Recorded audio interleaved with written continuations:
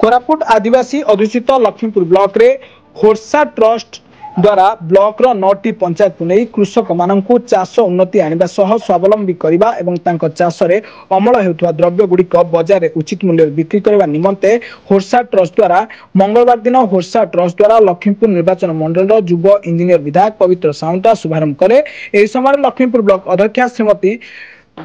सुआई कुलेसिका उपाध्यक्ष श्रीमती आरती कुलदीप लक्ष्मीपुर ब्लॉक दायित्व दशवंतपुर बीडीओ मिलन कुमार झांकर स्वतंत्र पंचायत आसीथिबा सरपंच और समिति सभ्य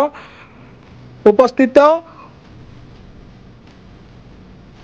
समस्त पंचायत आसीथिबा सरपंच समिति सभ्या उपस्थित रही पताका देखै भ्राम्यमाण गाड़ी आरंभ करथिले। एही गाड़ी 9टी पंचायत प्रत्येक गाँ गाँ रे वाद्ययंत्र साहाय्य होर्सा ट्रस्ट कर्मचारी माने चाषी मानकु जमी प्रस्तुति तालीम विहन चयन नर्सरी प्रस्तुति जैविक चाष और छेली कुकुड़ा पालन उपर सचेतनता कराइबा सह विषमुक्त ग्राम गठन करी राज्य केंद्र सरकार समस्त जनहितकर योजना उपरे पहुंचाइबा मूल्य लक्ष्य बोली होर्सा ट्रस्ट ब्लॉक प्रोग्राम लीडर ध्रुव चरण कुलम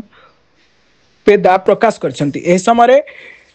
टीमाझोला हल्दी फार्म्स